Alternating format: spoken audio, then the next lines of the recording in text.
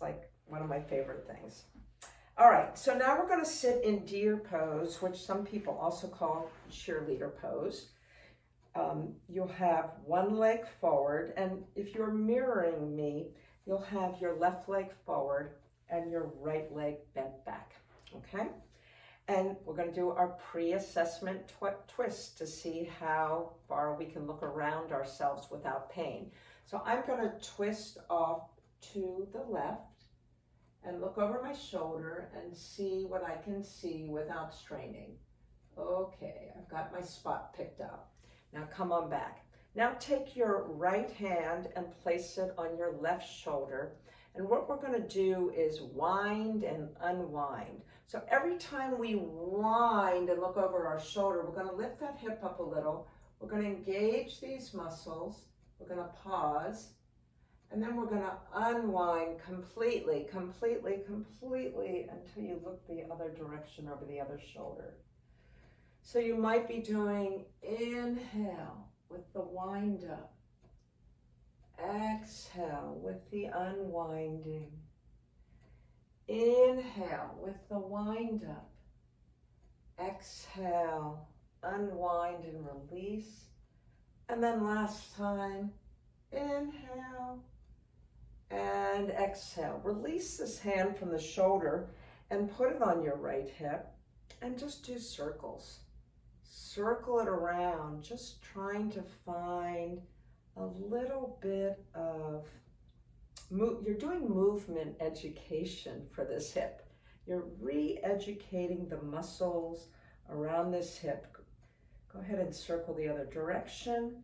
And then we're going to glide it forward, glide it back, but we're going to do it in different angles. So now I'm going straight forward and straight back. And now I'm actually going to try to go to that direction and back. So you're doing different vectors to, again, retrain the muscles around your hips to work in a more organized, safer, better way.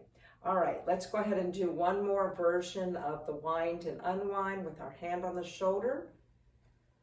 Wind it up, pause, unwind it completely, pause, release, and let's see what our range of motion is now. Oh yes, I think I've gone another 15 degrees to be able to look over. And my hip area feels just a little looser, has a little more mobility, agility too. Let's go ahead and switch sides. Again, let's start from the beginning, which is doing your pre-check. So just see what you can see. Now this one's, I have a little more room to look behind me. It's a little better than the other side was. So now you're taking your left hand, putting it on your right shoulder, and you're gonna wind it over, lifting that hip, engaging muscles, unwind completely, looking over the other shoulder, releasing.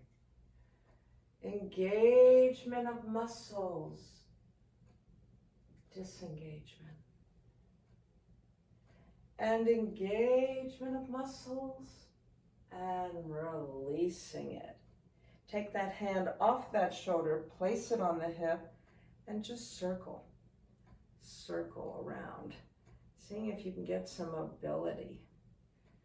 And then circle the other direction. Now let's shift it in the different vectors. Shift it that way and back.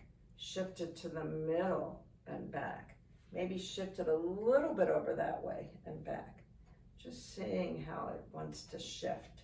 And then let's put our hand back on the shoulder and let's do the wind and unwind one more time.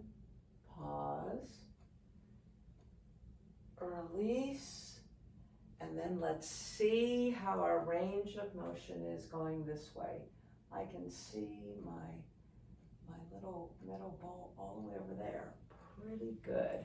All right, so go ahead and just shift things around, do a little bit of an organic motion. So that's just your introduction to somatics. There's so many ways to use somatics, but somatics is a really good way for people who have chronic pain or coming back from injuries or just feel like they're just doing the poses in the same way that are not contributing toward feeling better during the day.